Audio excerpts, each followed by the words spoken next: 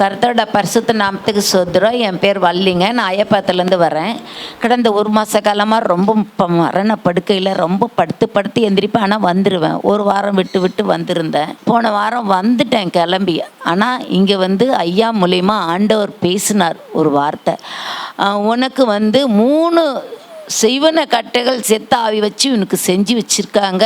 நீ மரித்து போய்டுவான்று உன்னை விடமாட்டேன்ற அளவுக்கு உன்னை வச்சுருக்காங்க அப்படின்னு. நான் அதை என்ன பண்ணுறது, இப்போ என்னால் ஒன்றும் பண்ண முடியலையே சப்பா, நீங்கள் என் கூட இருக்கிறேன்னு சொன்னீங்களே அப்படின்னு நம்பிக்கையோடு அப்படி போயிட்டு இருந்தேன். போன வாரம் இங்கே ஜெபிக்க முடியாமல், உள்ள ஆலயத்துக்கு கூட வர முடியாமல் அப்படியே கிளம்பி போயிட்டேன். நான் ரொம்ப முடியல. அப்போ ஐயாட்ட நான் கேட்டேன், என்னால் முடியல, நான் வீட்டுக்கு போகிறேன் ஐயன். போறியா போனார். கோமா சொன்னாருன்னு நினச்சின்னு. இல்லை ஐயா என்னை சந்தோஷமாக என்னால் முடியலன்னு தெரிஞ்சுக்கிட்டு என்னை ஜபம் பண்ணி அமுச்சு விட்டாங்க. நான் போனேன். அப்பயும் தலையில் கையை வைக்கும் போதே சொன்னார், உன்னை விடமாட்டேன், உன்னை கூட்டின்னு போகிறேன் அப்படின்னு சொல்லிட்டு உன் வீட்டில் உக்காந்துருக்குது, நீ மரித்து போகிற நேரம் வந்தாச்சு உனக்குன்னார். ஆண்டவரே என்ன பண்ணுறது நானுன்னு கேட்டேன். அப்போது ஐயாவை கூட்டின்னு போய் 3 பேர், ஐயாவோட 2 பேர் வந்தாங்க.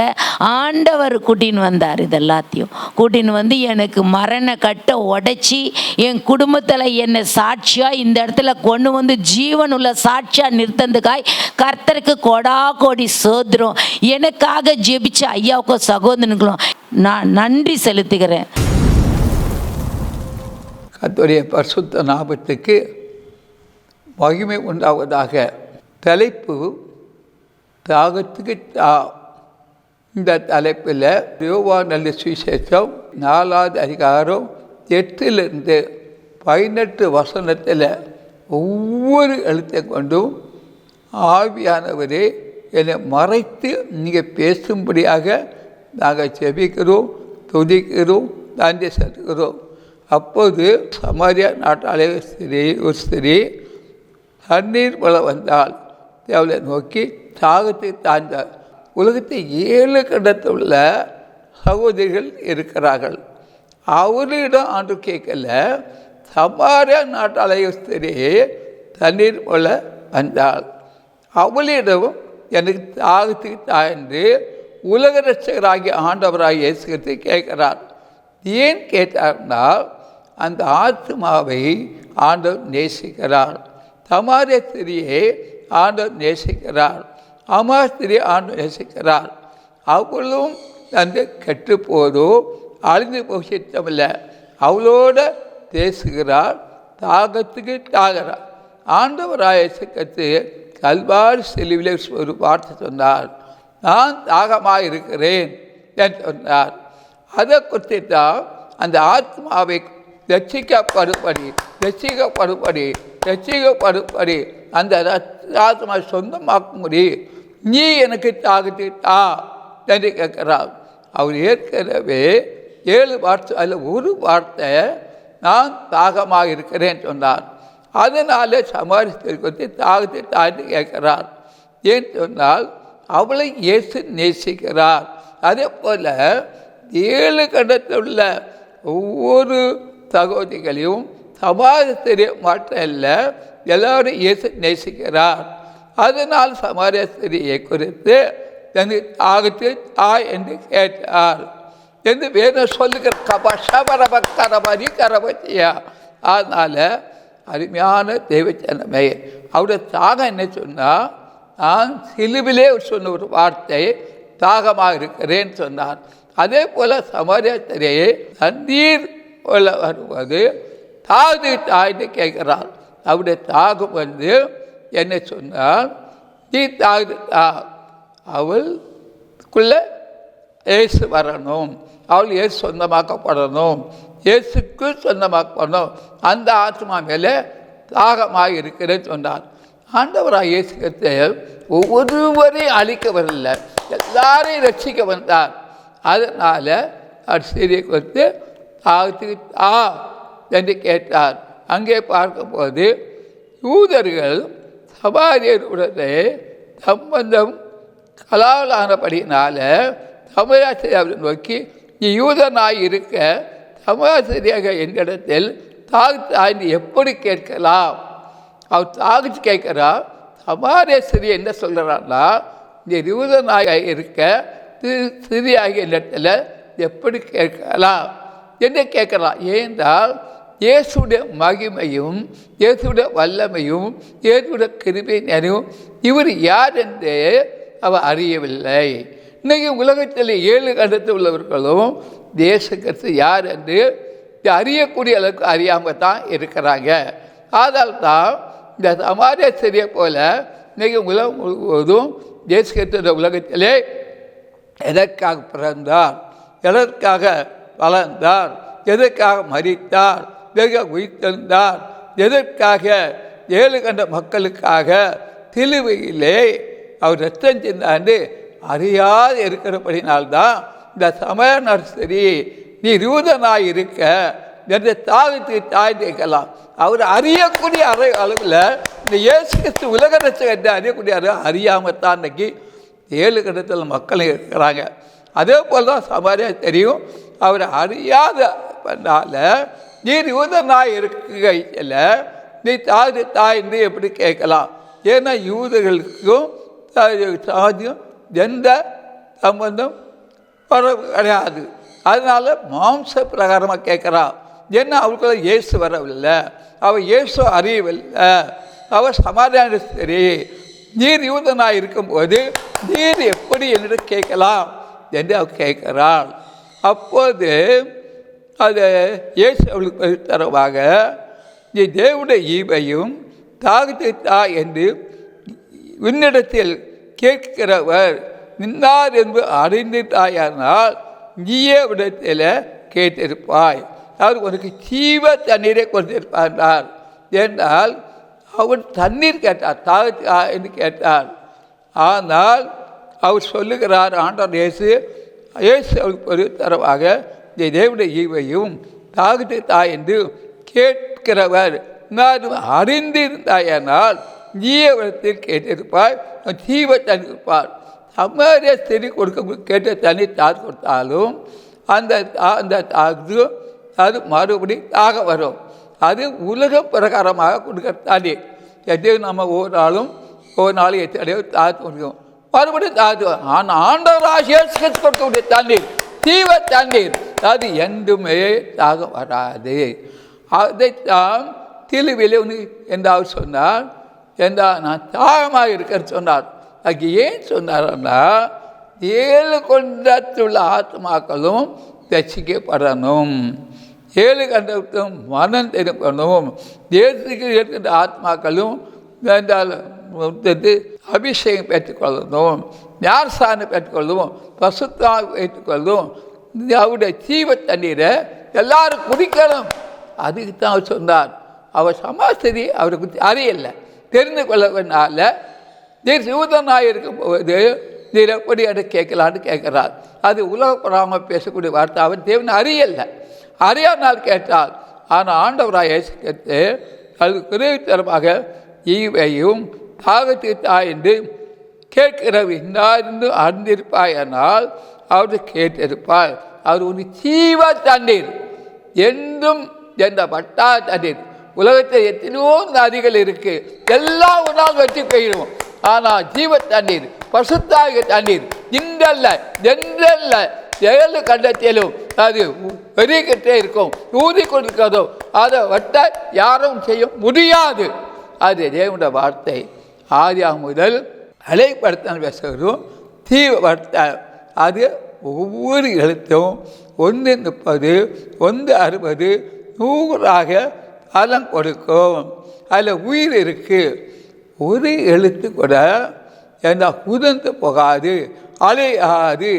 அந்த வார்த்தை குறித்து தான் ஆண்டு சொன்னார், நீ என்னிடத்தில் என்றால் நான் கொடுக்கக்கூடிய தண்ணீர் வற்றாதபடி எந்த பெரிய அதான் பசுத்தாகி நதி. இந்த நதி உலகத்தில் எல்லா நதியும் வற்றி போயிடும், ஆனால் பசுத்தாகி வற்றவே செய்யாது. அதை குறித்து தான் ஆண்டவர் சொன்னார். அப்போதான் அவளுக்கு உணர்வு அடைகிறாள். அந்த திரி ஆண்டவரே ஒன்று கொள்ள இடத்துல பாத்திரம் இல்லையே, கிணறு ஆழமாக இருக்கிறதே, பின்ன எங்கேருந்து வந்து சேர்த்து அப்போ என்ன ஆண்டவர் அறியலவன்.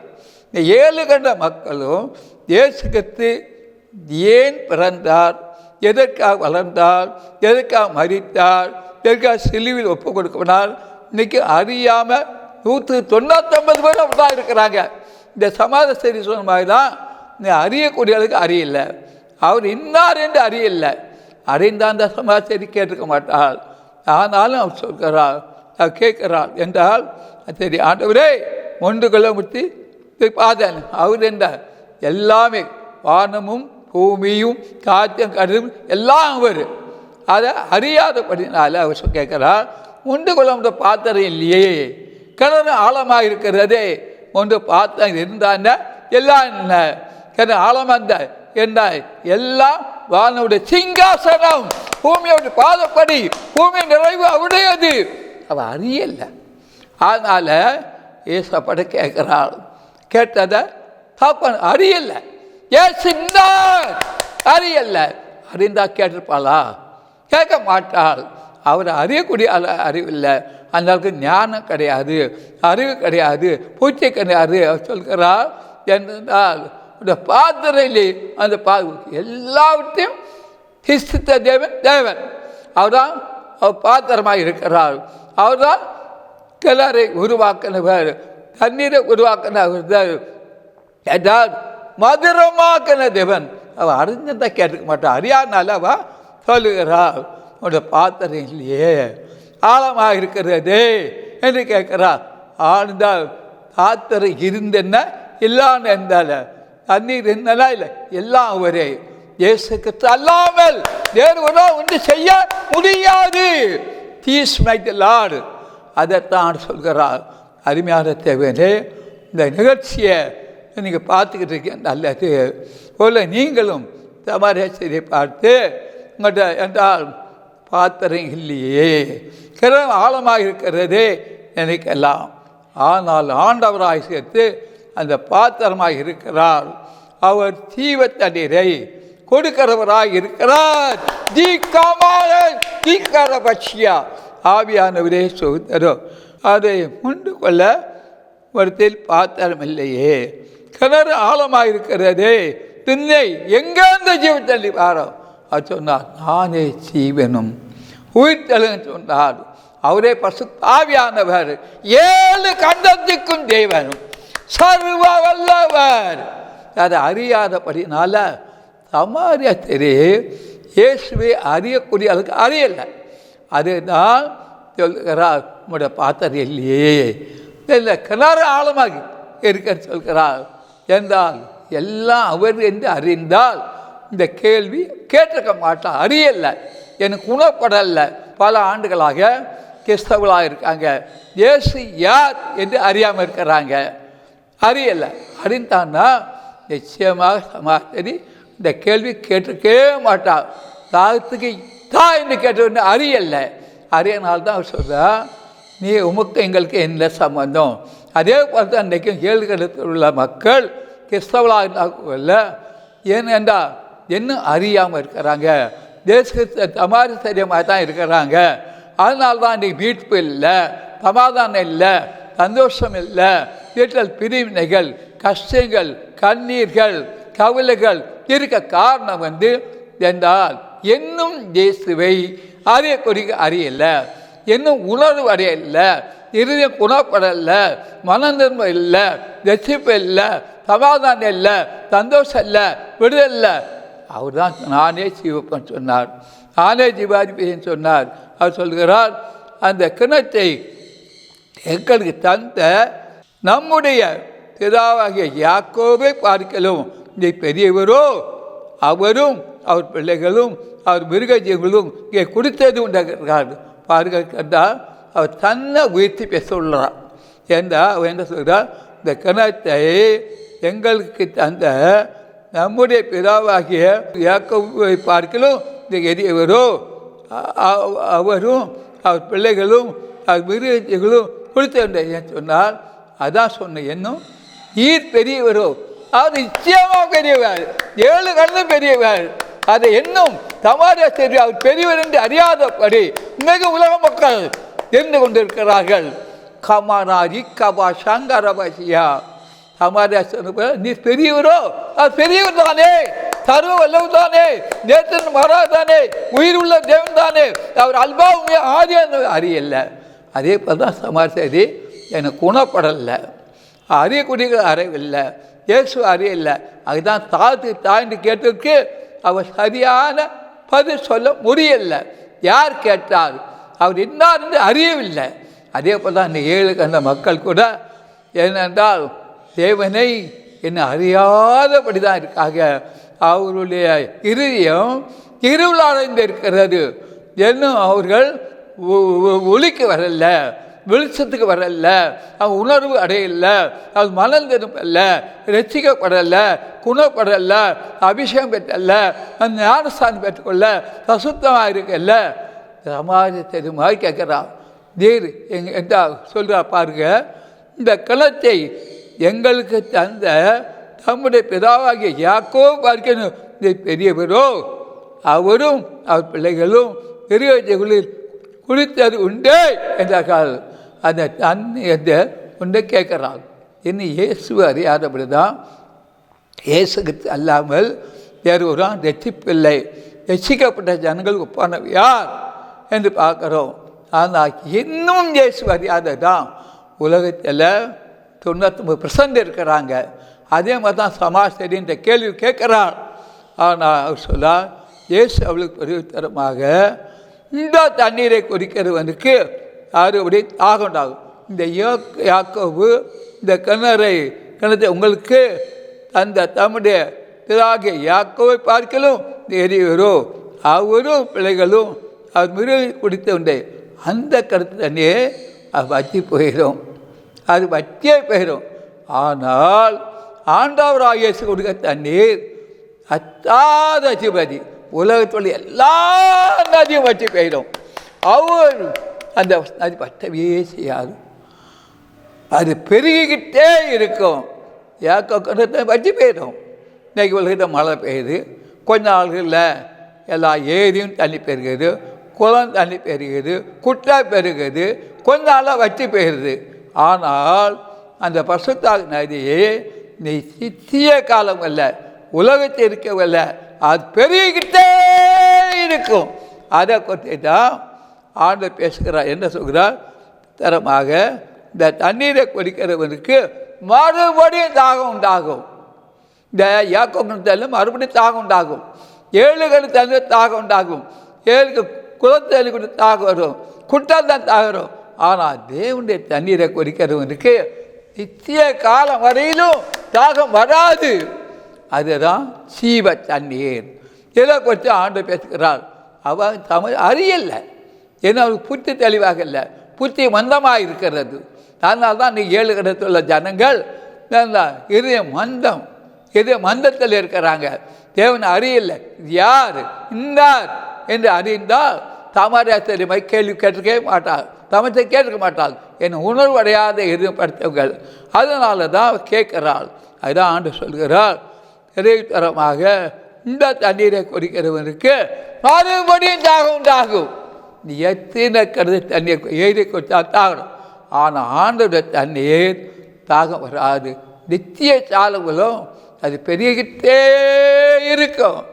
அது தீவ நதி, உலகத்தை ஒரே நதி அசுத்த நதி, தீவ நதி.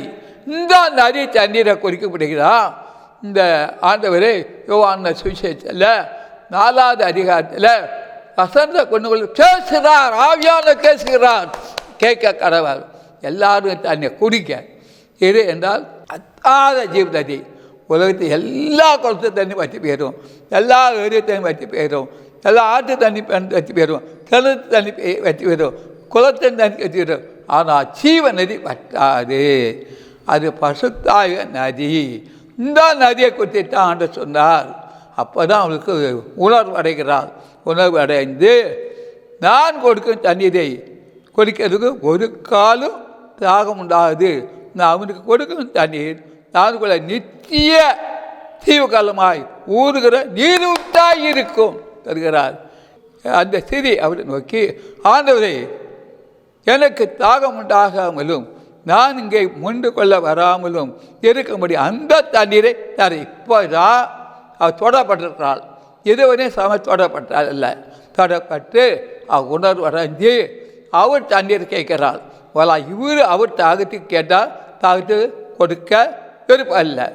இப்போது அவர் உணர்வு அடைந்து இந்த தண்ணீர் நான் கொடுக்குற தண்ணீர் யாக்கோ கிணறுலாம் வச்சு போயிடும், ஒரு எல்லா ஏரி தண்ணி வச்சு போயிடும், எல்லா கொண்டு தண்ணி போயிடும். ஆனால் அவர் கொடுக்க தண்ணி பத்தாத தண்ணீர்.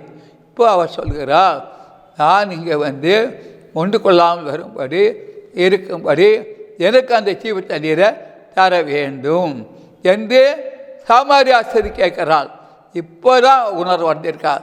அதே போல் பல ஆண்டுகளாக இன்னும் ஆண்டவரை ஏற்றுக்கொண்டாலும் சரி, உணர்வில்லாத உணர்வு அடையாதபடி சமாரியாஸ்திரியமாய் தான் இந்த 7 கணத்தில் சவுல் சவுதி இருக்கிறார், உணர்வு அடையாத இதயம் உள்ளவர்கள்.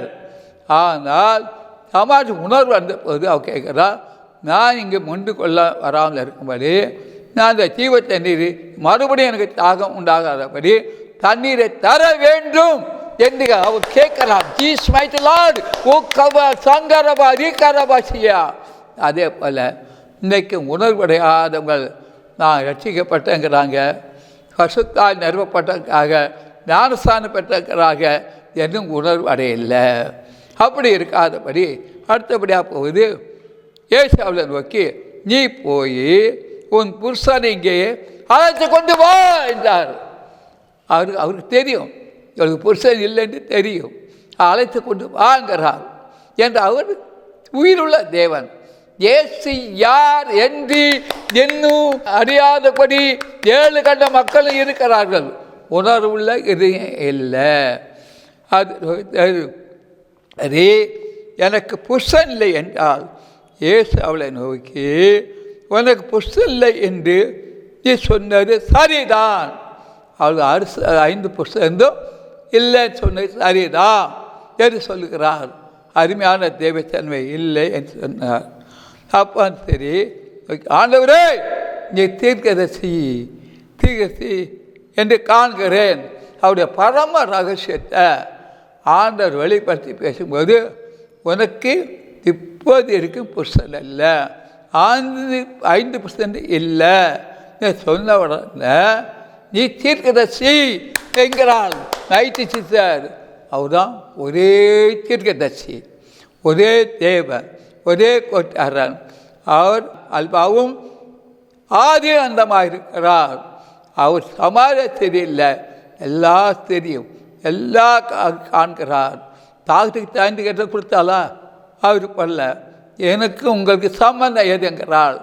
அந்த சரிதான் அவர் சொல்கிறார், நீ அம்மா தமா சரியே நீ கொடுத்து மறுபடியும் தாகம் வரும், நான் கொடுக்குற தனி மறுபடியும் தாகம் வராது, நித்திய காலம் இல்லை வாழ்ந்துக்கிட்டே இருக்குன்னு சொன்ன பிறகுதான் அவர் இந்த தண்ணீரை எனக்கு நான் இந்த கிணத்துக்கு தண்ணீர் கொண்டு கொள்ள வராதபடி மறுபடி தாங்காதபடி அவர் கேட்குறான்.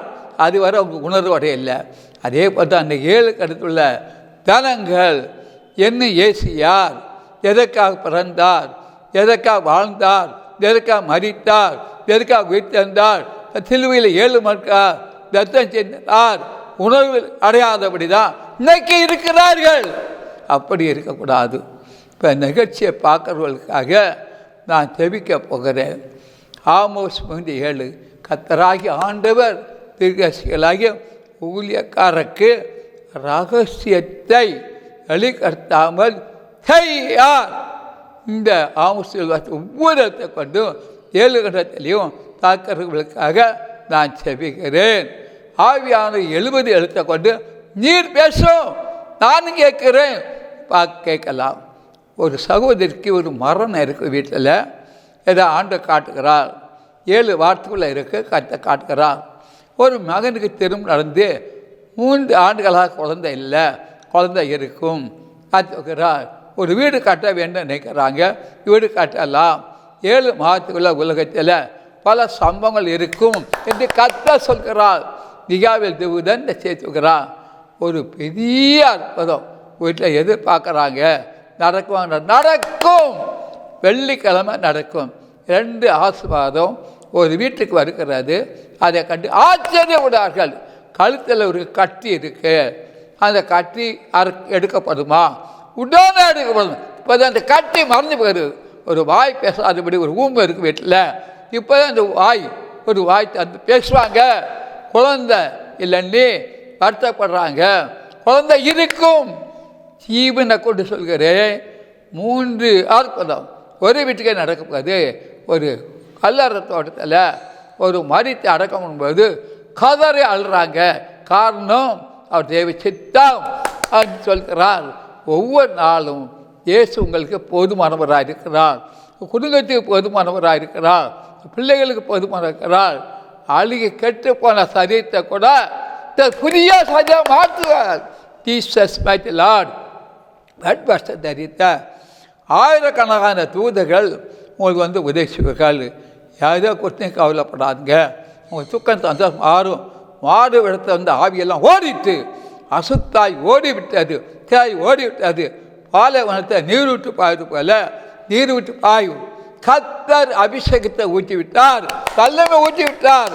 வல்லந்தெருமுகள் பலராசவியம் ஒவ்வொரு நாளும் இயேசு போதுமானவர் இதுவரை நடத்தினார்.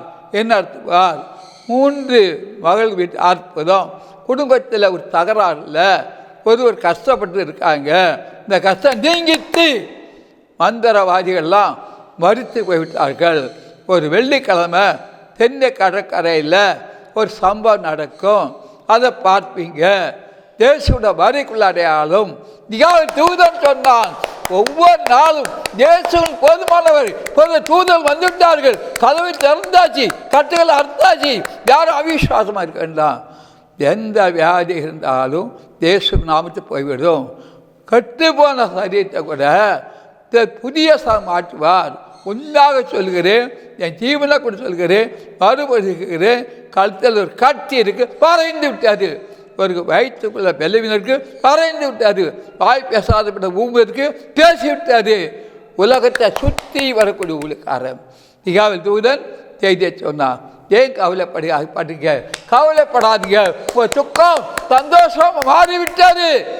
மைத்தை சார் மைத்தை லார்டு. ஒவ்வொரு நாளும் இயேசு உங்களை நேசிக்கிறார், இயேசு உங்களை ரசிக்கிறார், இயேசு உங்களை விடுதலையாக்கிறார். ஒரு சந்தோஷமான செய்தி அல்ல, எல்லா சந்தோஷமான செய்தி வரும். கழுத்தில் கட்டி மறந்து விட்டது, வயிற்றுக்கு உள்ள கட்டு அறுக்கப்பட்டது. வாய் பேசாத ஒரு பேசிவிட்டார்கள். உலகத்தில் என்னென்ன அற்புதம் சேர்வு செய்வார், எந்தெந்த ஆசீர்வாதத்துக்காக பல ஆண்டுகளாக நீங்கள் எல்லாம் கொடுத்து கற்று உங்களை ஆசிர்வதிக்கிற என் ஜீவனை கொண்டு சொல்கிறேன். உங்களை அதிசயம் செய்துவிட்டேன், அற்புதம் செய்துவிட்டேன், அற்புதம் நடந்து விட்டது. நிகழ்ச்சி உங்களுக்கு ஆசீர்வாதமாக இருக்கும் என்று கர்த்தர்களை விசுவாசிக்கிறேன். இந்த ஊழியத்துக்காக செபிங்க. அதிகாலை ஜெபம் 5 வாருங்கள், பெற்றுக்கொள்ளுங்க. உபாசபம் ஆறுங்க, நீங்களும் பங்கு பெற்றுக்கொள்க. உங்களுக்கு ஏற்பட்டால் இந்த தொலைக்காட்சி கட்சிக்கு உற்சாகமாக மனக்காணி செலுத்தி தாங்குங்க. கர்த்தர்களை ஆசீர்வார். நீங்கள் ஆசீர்வாதமாக இருப்பீங்க. ஆமே ஆமே. எங்களுடைய வங்கி விலாசம் S Thangasamy, bank of Baroda, Ambattur branch. Account number 05330100023359. IFSC code BAR 0AMBATT. மேலும் தேவ ஊழியரை நீங்கள் தனித்தனியாக சந்தித்து ஜெபிக்க விரும்பினார் ஒவ்வொரு நாளும் அதிகாலை 5 மணி முதல் காலை தொழுகையில் நீங்கள் கலந்து கொண்டு சகோதரர் அவர்களை சந்தித்து ஜெபித்துக் கொள்ளலாம். மேலும் விவரங்களுக்கு தொடர்பு கொள்ள சுவிசேஷகர் எஸ் தங்கசாமி. தொலைபேசி எண் 26574550, 26574551. செல்போன் 9383344445. புத்தூர் அதிசய பராக்கா தீர்க்க தரிசன ஊழியங்கள் நடத்தும் பரிசுத்த உபவாச ஜெப கொடுகை நடைபெறும் இடம் அதிசய பராக்கா தீர்க்க தரிசன ஊழியங்கள் 71 மௌனசாமி மடம், அம்பத்தூர் ஓச்சி. இதில் சிறப்பு ஜெபம் மற்றும் தேவ செய்தி அளிக்க இருக்கின்றவர் தீர்க்கதரிசி எஸ் தங்கசாமி அவர்கள். அன்பானவர்களே, இந்த உபவாச கூட்டத்தில் கலந்து கொண்டு தேவ ஆசீர்வாதங்களை பெற்று செல்ல அன்புடன் அழைக்கப்படுகின்றேன். மேலும் ஒவ்வொரு மாதமும் 4வது சனிக்கிழமை தோறும் அபிஷேக ஆராதனை நடைபெறுகிறது. இந்த கூட்டத்தில் உபவாசத்துடன் கலந்து கொண்டு கர்த்தருடைய நாமத்தை மகிமைப்படுத்த கேட்டுக்கொள்கிறோம். வருகிற 22ஆம் தேதி சனிக்கிழமை காலை 10:30 மணி முதல் பிற்பகல் 2 மணி வரையிலும் நடைபெறுகிறது. அனைவரும் கலந்து கொண்டு இறையாசி பெற்று செல்ல உங்கள் அனைவரையும் அன்புடன் அழைக்கிறோம். தேவைகளுக்கும் மேலும் ஆலோசனைகளுக்கும் நீங்கள் தொடர்பு கொள்ள வேண்டிய முகவரி சுவிசேஷகர் எஸ். தங்கசாமி, 71 மௌனசாமி மடம், ஆம்பத்தூர் ஊர்ச்சி, சென்னை 53.